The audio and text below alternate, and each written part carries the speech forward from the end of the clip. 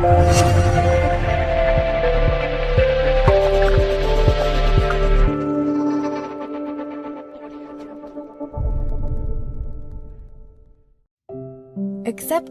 is the greatest thing of all. Acceptance is the greatest thing of all because it means to embrace everything without discernment. One embraces so that one may be awakened of that which one has embraced. Being awakened does not mean to gain enlightenment by discerning until one knows for sure what is and what is not. Rather, it means to gain enlightenment despite such discernment. It means to discern until one knows it for sure, yet without being bound to one's discernment. It means to discern with a mind that is absent of self. Because this mind embraces the narrow minds of others, it is the mind of great mercy and great benevolence. It is the mind of the true great heart. According to nature's flow, acceptance is the wisdom of life, in which a life that follows this flow is a life of acceptance. Acceptance is perfect, and so it belongs to nothing. Yet it allows for everything to become one. It allows us to live seeing things just as they are, so that though one may teach, one does not belong to the teachings. One just teaches, one simply does it, which is why it is acceptance.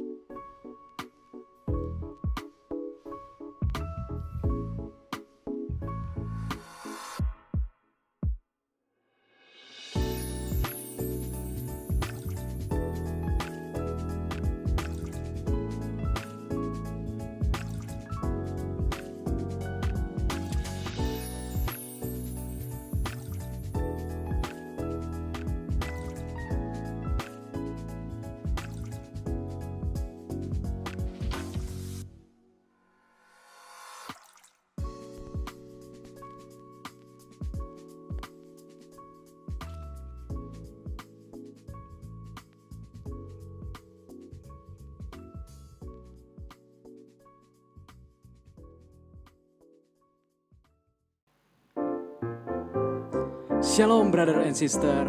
Yuk kita sama-sama puji nama Tuhan. Let's go.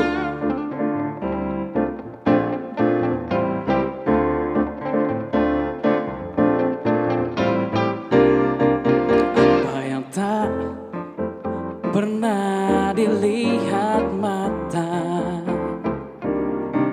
dan tak pernah didengar telinga,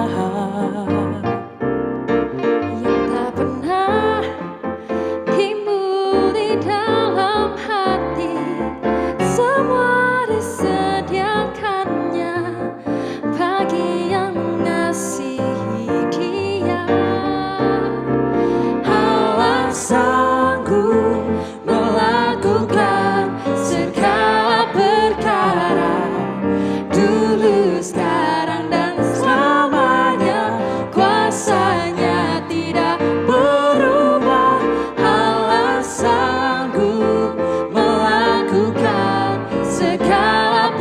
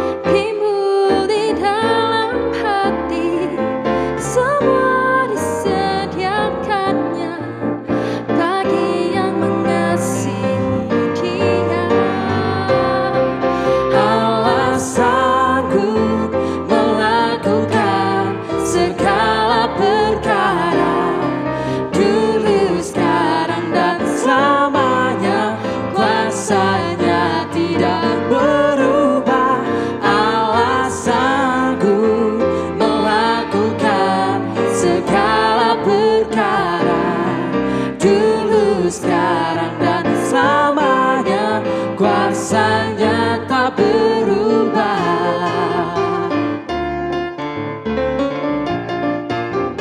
Clap your hand, come on.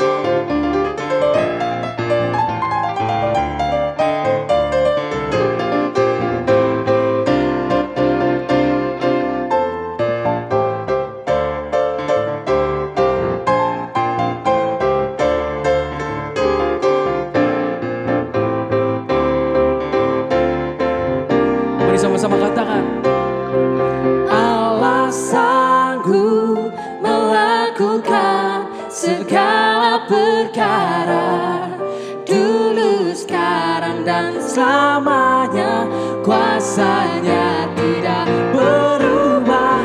Allah sanggup melakukan segala perkara, dulu, sekarang, dan selamanya, kuasanya tak berubah.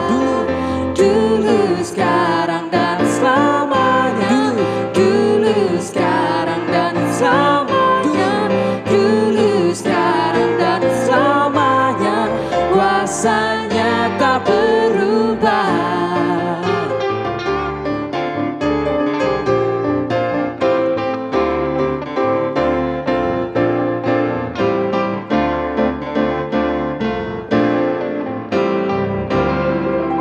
Beri sorak-sorak bagi Tuhan.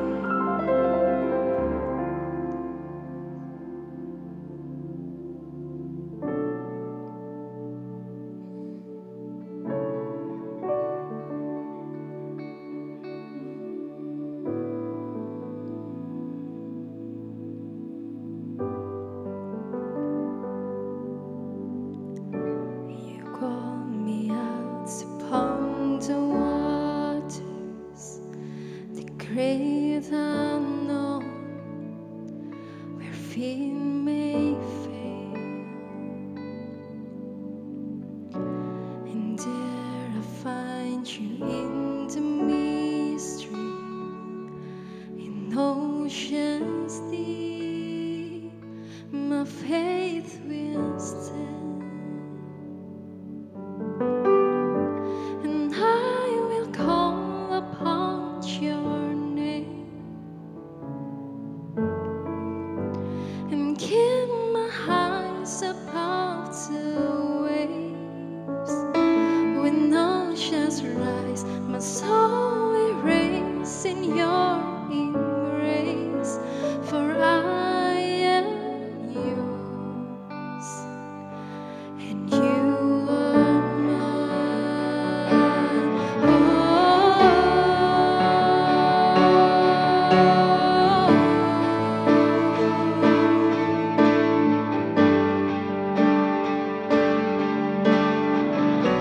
Your grace abounds in deepest waters. Your sovereign hand will be my guide. Where feet may fails and fear surrounds me, you never fail, and you won't stop now. So I will call upon your name and keep my eyes above the waves. When oceans rise, my soul will raise in your embrace, for I am yours and you are mine.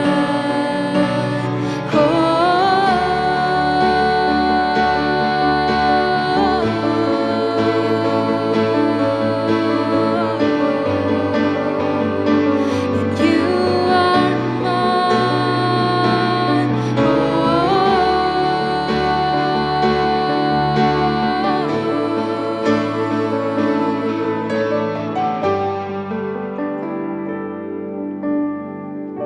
Spirit, lead me when my trust is without borders.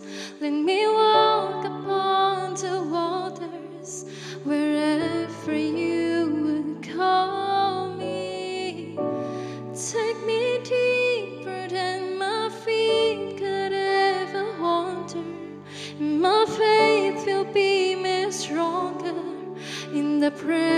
presence of my Savior.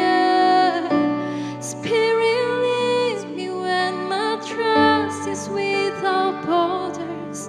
Let me walk upon the waters wherever you will call me.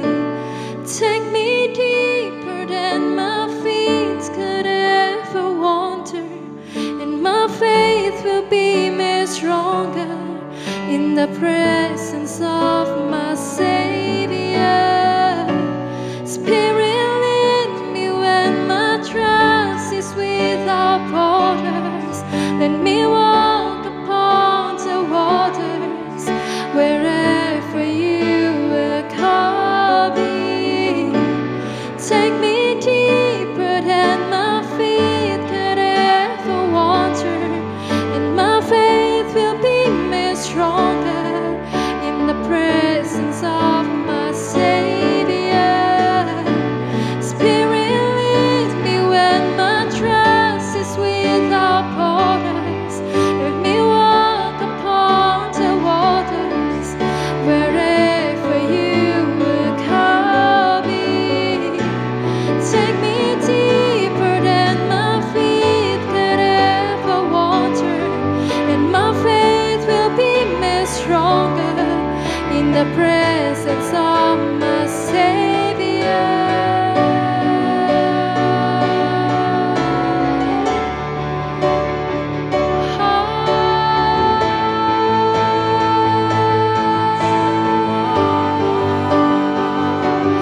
You are mine,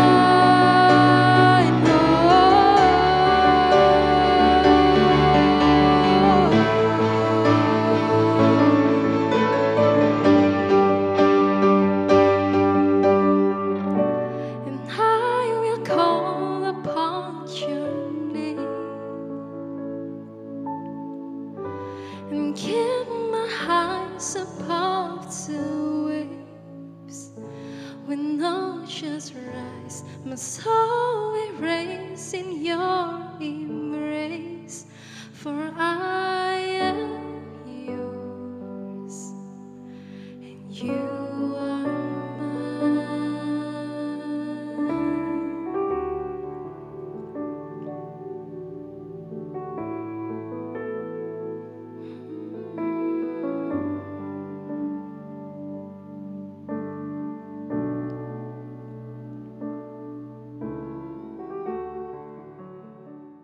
Hello brothers and sisters, welcome to celebration, welcome to YJF. Seperti yang sudah kita bahas di minggu pertama, bahwa salah satu syarat untuk kita bisa memiliki hidup yang berbuah adalah hubungan dengan Roh Kudus. Kita harus memiliki hubungan yang intim dengan Roh Kudus, dan Roh Kudus ada di dalam kita. Nah, tapi kebanyakan orang bingung bagaimana Roh Kudus bisa ada di dalam kita. Atau juga kalau Roh Kudus sudah ada di dalam kita, bagaimana Roh Kudus bekerja di dalam hidup kita untuk kita bisa menghasilkan hidup yang berbuah. Nah, pada minggu ini di seri kita yang terakhir dari Fruitfulness, kita akan membahas dan belajar tentang Spirit of Truth atau Roh Kebenaran, yaitu roh yang dijanjikan oleh Tuhan Yesus sendiri ketika Dia naik ke atas surga. Dia adalah Roh Kudus. Dan minggu ini kita akan belajar bagaimana Roh Kudus itu bisa ada di dalam kita, dan bagaimana kita bisa menerima kuasa dari Roh Kudus, dan apa yang Roh Kudus bisa kerjakan di dalam hidup kita supaya kita bisa memiliki hidup yang berbuah. Nah, brothers and sisters, sebelum kita mulai celebration at home kita pada hari ini, mari kita sama-sama satukan hati, kita berdoa di dalam nama Bapa dan Putra dan Roh Kudus. Amin. Tuhan Yesus Kristus, terima kasih karena Engkau naik ke surga, maka Engkau mengirimkan dan menjanjikan kepada kami Roh-Mu sendiri, yaitu Roh Kudus turun atas kami.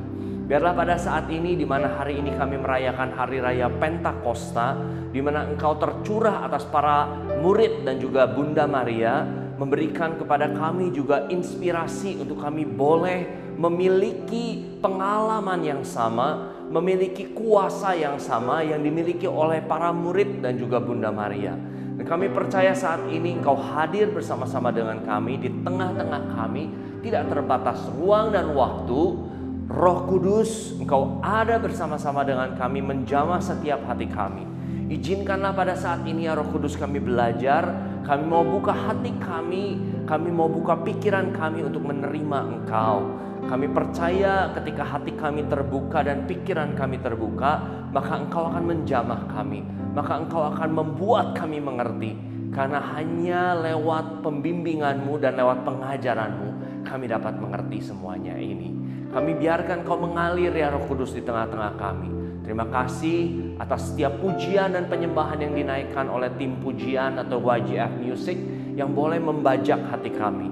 Dan biarlah saat ini juga kami mau serahkan seluruhnya diri kami, pikiran, hati kami, dan juga jiwa kami ke dalam tangan-Mu. Biar Engkau yang berkuasa, Engkau yang bertahta, Engkau yang menuntun kami dari awal hingga akhir.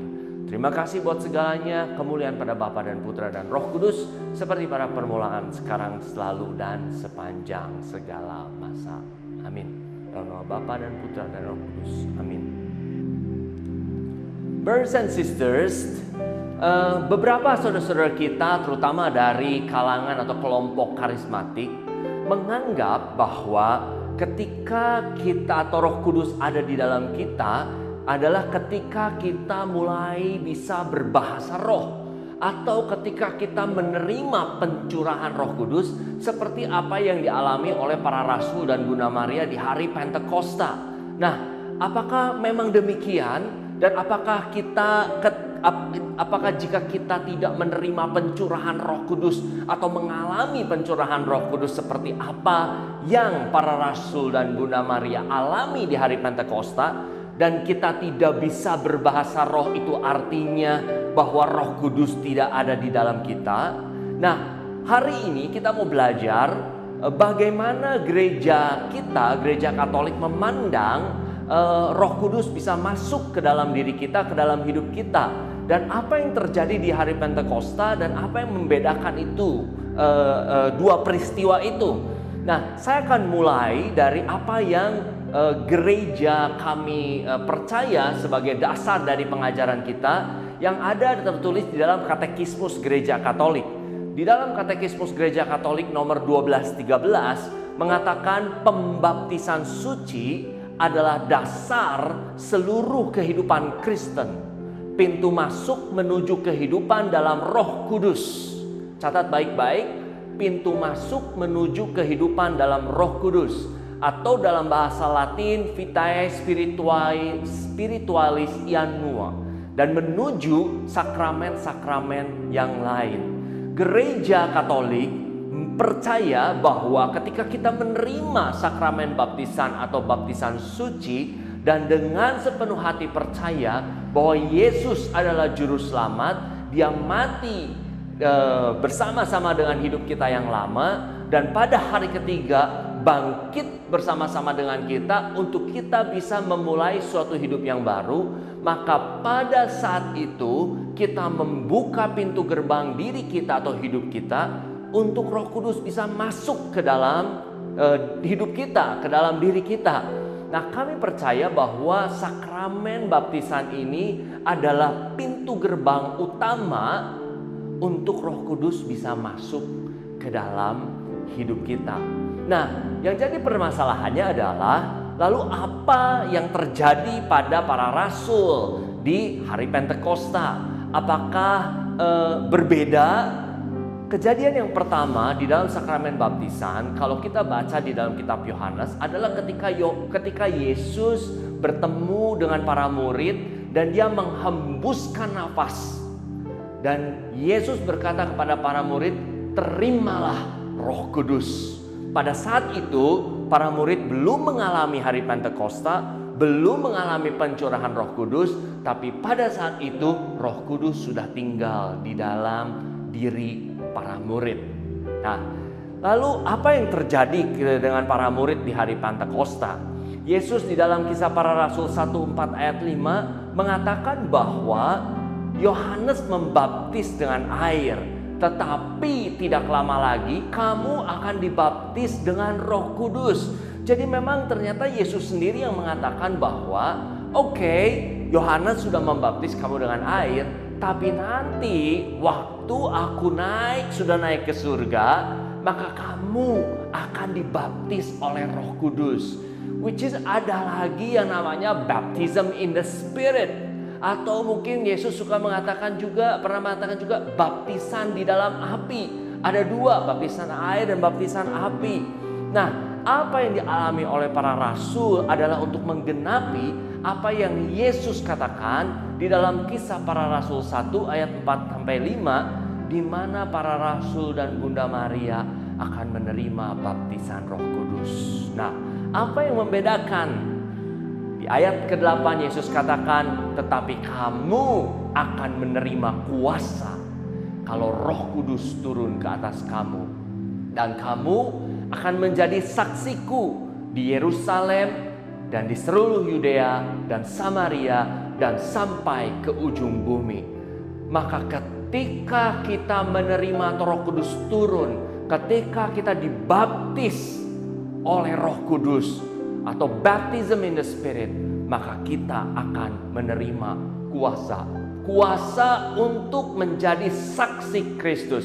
Dan brothers and sisters, kita bisa lihat di Kisah Para Rasul, di mana Petrus yang pengecut, Petrus yang mengingkari Yesus, ketika dia dibaptis di dalam Roh Kudus, ketika setelah dia lewat dari hari Pentakosta, dia mempertobatkan 3.000 orang. Dia berbicara dengan begitu beraninya di depan mahkamah agama. Bahkan dia tidak lagi mementingkan nyawanya, mementingkan hidupnya. Itulah kejadian di Pentakosta yang mengubahkan hidup para rasul, dan itu juga yang dapat mengubahkan kita. So brothers and sisters, the beginning of new life, the beginning of new creation life that is led by the Spirit, came from holy baptism. Dimulainya hidup yang baru, hidup ciptaan baru, yaitu hidup yang dipimpin oleh Roh, adalah datang dari pembaptisan suci atau sakramen baptisan. And the mighty wind and the fire of Pentecost were for power.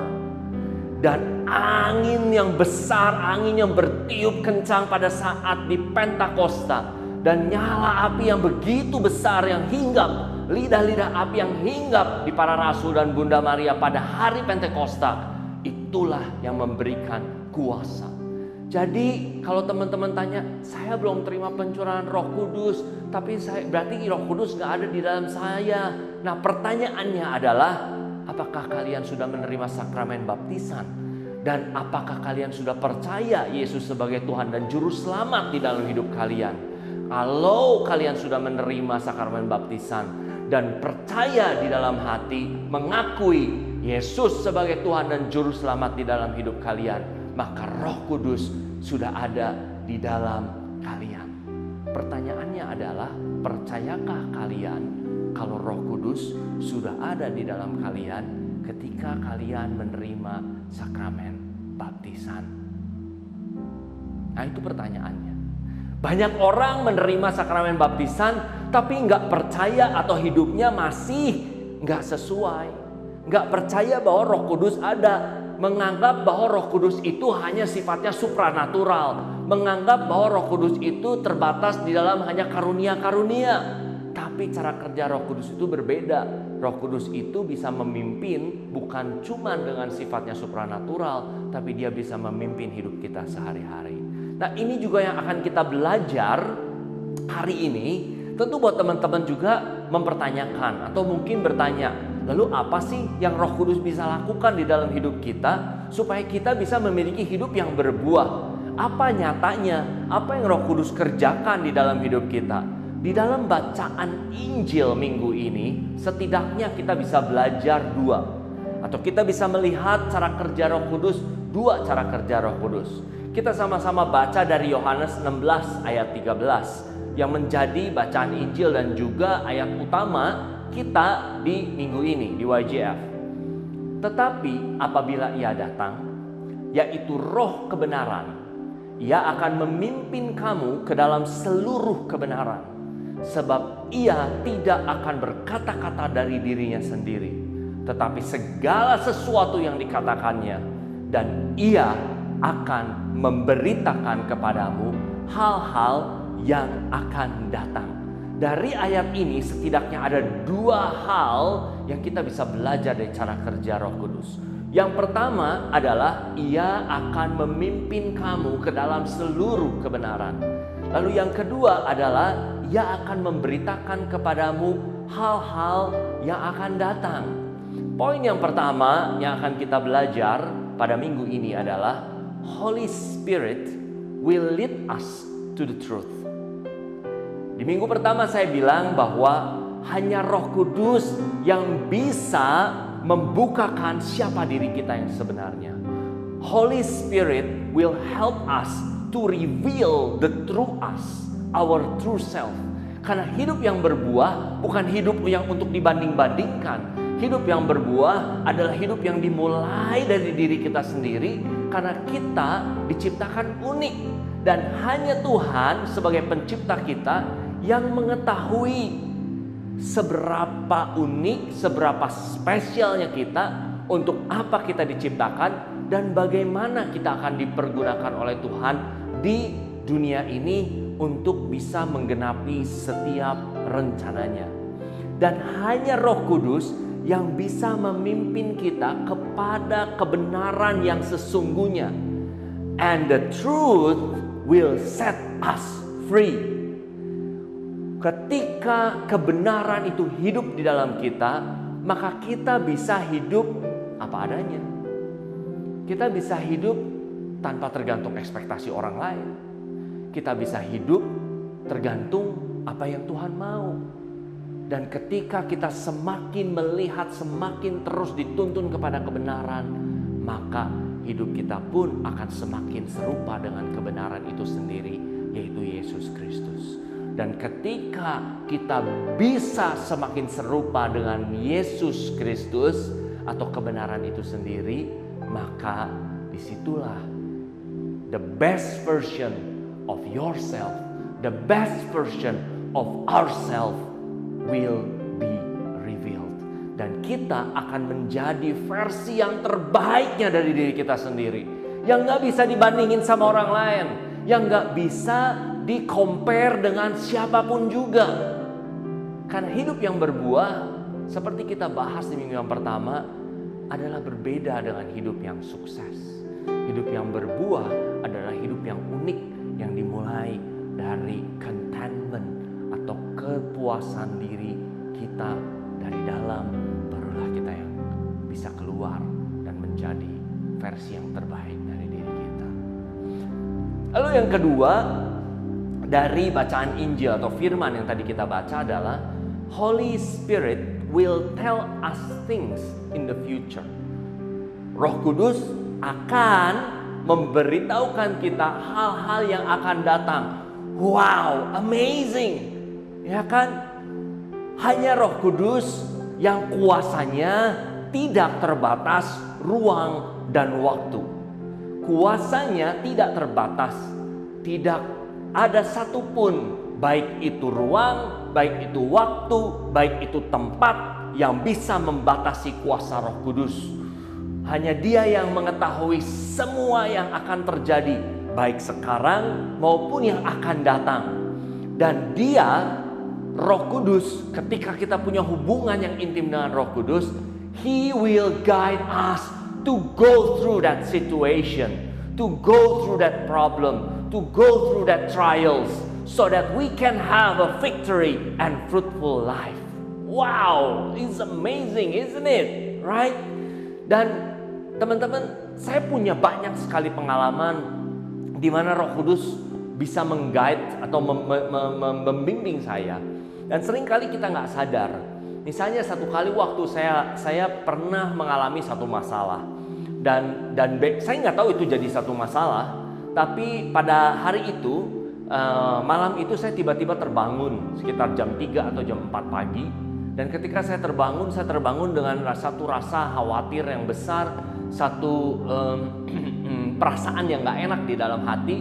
Dan lewat hubungan dengan Roh Kudus semakin lama saya semakin mengenal bahwa ketika ada sesuatu yang membangunkan saya di pagi hari, biasanya saya tanya Roh Kudus, ini ada apa?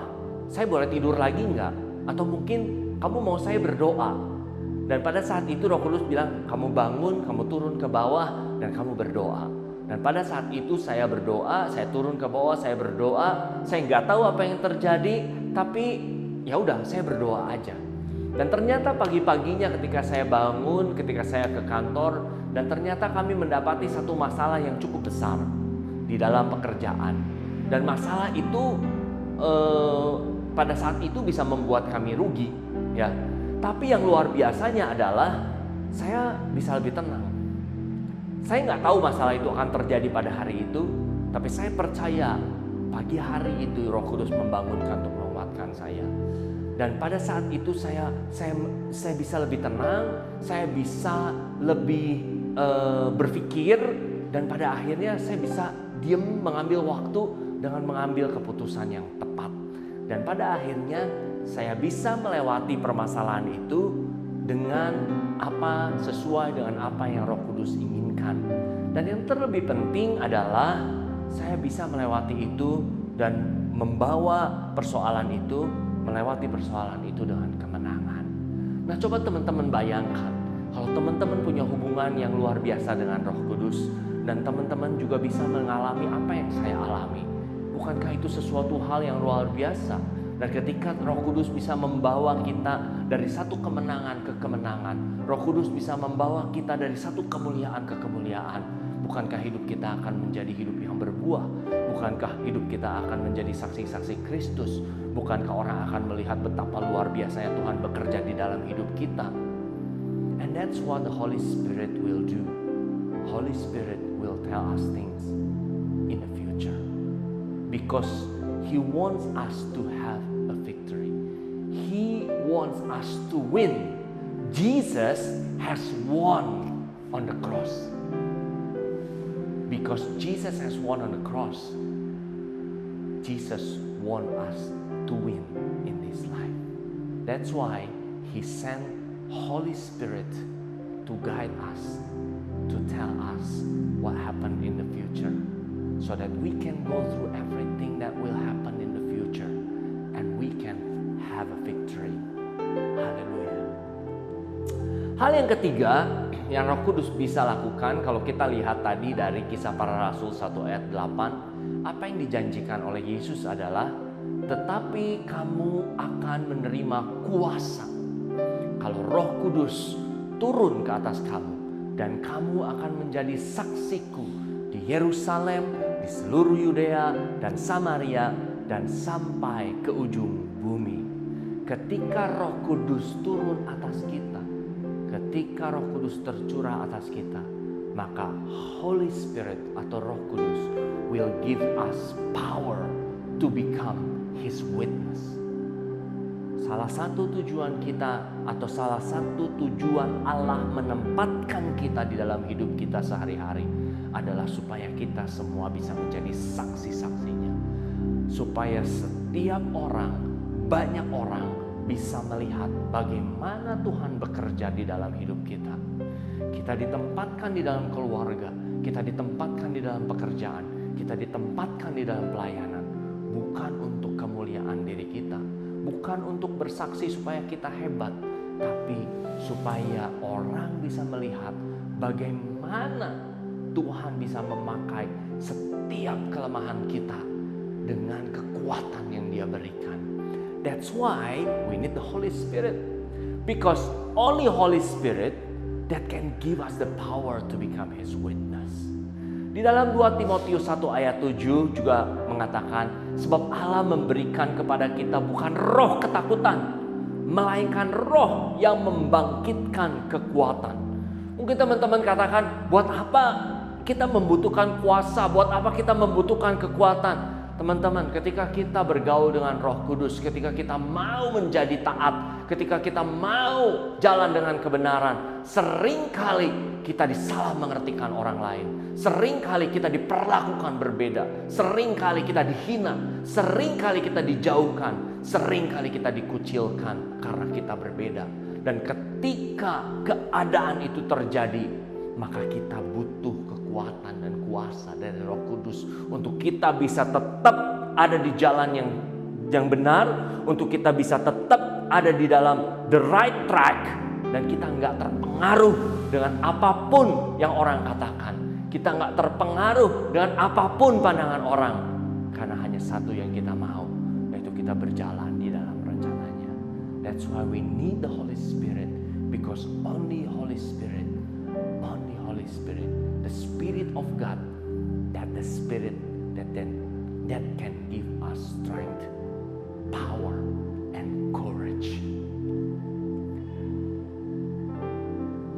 Selain Roh Kudus memberikan kuasa, selain Roh Kudus juga memberikan hal-hal yang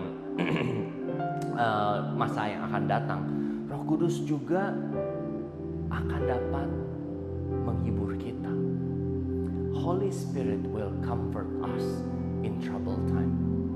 Brothers and sisters, kehidupan rohani saya turun naik. Kehidupan pribadi saya turun naik. Ada kalanya saya di atas, ada kalanya saya di bawah. Dan seringkali ketika saya di bawah, tidak semua orang bisa mengerti saya. Tidak semua orang bisa tahu apa yang ada di dalam hati saya. Tapi Roh Kudus bisa tahu. Hanya Roh Kudus yang tahu apa yang ada di dalam hati saya. Hanya Roh Kudus yang tahu apa yang mengganggu hati saya. Dan hanya Roh Kudus satu-satunya pribadi yang sangat mengenal diri saya. Dan hanya Dialah yang bisa menghibur saya sesuai dengan apa yang saya butuhkan. Bahkan orang terdekat sekalipun belum tentu mengetahui dan mengenal. Tapi Roh Kudus tahu. Dan ada kalanya ketika kita ada di dalam bottom, ada di situasi di bawah, ada bottom rock, and we need Holy Spirit to comfort us. Yohanes 14 ayat 26 sudah katakan, Yesus mengatakan, tetapi penghibur, yaitu Roh Kudus yang akan diutus Bapa dalam namaku. Roh Kudus adalah roh penghibur yang dijanjikan Yesus. Dia akan menghibur kita ketika kita ada di dalam kesusahan, ketika kita ada di dalam fase terendah dalam hidup kita. And Holy Spirit will comfort us. Yang terakhir, dari semua apapun, pada akhirnya kita hidup di dunia ini adalah untuk menjadi serupa dengan Kristus. Kita hidup di dunia ini adalah untuk memiliki karakter dengan Kristus. Dan itulah hidup yang berbuah. Holy Spirit will make us fruitful. Fruit of the Spirit. Hidup yang berbuah bukan bicara tentang berkat material. Hidup yang berbuah bukan bicara tentang kesuksesan pribadi. Hidup yang berbuah bukan bicara tentang achievement. Tapi hidup yang berbuah berbicara tentang karakter. Hidup yang berbuah berbicara tentang buah-buah roh. Dan buah-buah roh itu hanya dapat dihasilkan oleh Roh Kudus yang ada di dalam kita. That's why it's called the fruit of the Spirit. Galatia 5 ayat 22 mengatakan, tetapi buah roh ialah kasih, sukacita, damai sejahtera, kesabaran, kemurahan, kebaikan, kesetiaan, kelemah lembutan, dan penguasaan diri. Kesembilan buah roh ini semuanya menjadi satu di dalam satu buah, yaitu kasih. That's why it's called fruit of Spirit. It's not fruits of Spirit. Karena buahnya cuma satu, bukan banyak. Buahnya cuma satu, yaitu kasih. Dan satu buah yaitu kasih yang melingkupi kesembilan buah itu. Dan kita tidak mungkin bisa berbuah kalau Roh Kudus tidak hidup di dalam kita. Dan pada akhirnya Tuhan menempatkan kita semua di dunia ini, di dalam hidup kita, supaya pada akhirnya nanti Tuhan bisa melihat bahwa ada karakternya di dalam hidup kita, bahwa ada buah-buahnya di dalam hidup kita. Tanpa buahnya, tanpa karakter Kristus yang ada di dalam kita, maka semua yang kita lakukan di dunia ini akan terjadi sia-sia. So brothers and sisters, kita akan mengakhiri celebration at home kita pada hari ini. Mungkin pada saat ini teman-teman berpikir bahwa kayaknya saya nggak mungkin bisa terima Roh Kudus. Buat teman-teman yang udah menerima sakramen baptisan, percayalah di dalam hati bahwa Yesuslah juru selamat kalian. Yesuslah Tuhan kalian yang bangkit di hari ketiga. Dan percayalah bahwa Roh Kudus ada di dalam kalian. Dan hari ini Roh Kudus, mungkin teman-teman kan ini suasananya nggak suasana kayak lagi pencurahan Roh Kudus gitu. Kayaknya nggak ada di satu ruangan, nggak ada musik-musiknya, nggak ada orang yang mengiringi. Kayaknya Roh Kudus nggak mungkin bisa tercurah atas kita. Mungkin pencurahan Roh Kudus itu harus ada di satu ruangan bersama-sama dengan tim musik, ada musik yang mengiringi, lalu ada worship leader yang memimpin, dan pada akhirnya ada pencurahan terjadi. Brothers and sisters, Roh Kudus bisa tercurah di mana saja. Kuasa Roh Kudus tidak terbatas ruang dan waktu. Dia hanya mencari hati-hati yang rindu. Dia hanya mencari hati-hati yang mau terbuka. Dan hari ini kalau teman-teman semua, dimanapun teman-teman berada, punya hati yang rindu, mau Roh Kudus tercurah di dalam hidup kalian, maka hari ini Roh Kudus yang ada melayang-layang di udara, His presence, hadiratnya, Rohnya mencari setiap hati yang terbuka dan rindu, maka dia akan tercurah atas kalian, atas hati kalian. Dan hari ini saya mau berdoa buat setiap teman-teman yang rindu untuk menerima pencurahan Roh Kudus dimanapun teman-teman berada. Dan hari ini teman-teman boleh katakan, mungkin ada di rumah teman-teman boleh mengangkat tangan, tanda berserah. Teman-teman boleh mengatakan dengan segenap kerinduan, katakan, datanglah Roh Kudus, datanglah. Come Holy Spirit, come. Dan biarlah Roh Kudus menjamah setiap hati kalian yang merindukan Roh Kudus untuk datang. Mungkin buat teman-teman yang saat ini juga, tapi saya belum terima sakramen baptisan, itu artinya Roh Kudus belum ada di dalam saya. Teman-teman semua, Cornelius beserta seisi rumahnya belum dibaptis.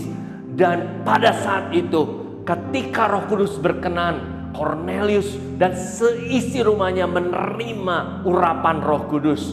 Dan pada saat ini juga buat teman-teman yang mungkin belum menerima sakramen baptisan, tapi memiliki hati yang rindu, katakan kepada Roh Kudus, Roh Kudus jamah kami, Roh Kudus datanglah. Dan biar Roh Kudus menjamah teman-teman semua dimanapun teman-teman berada. Dan pada saat Roh Kudus sudah menjamah teman-teman, maka teman-teman datanglah ke gereja, mulailah minta untuk dibaptis.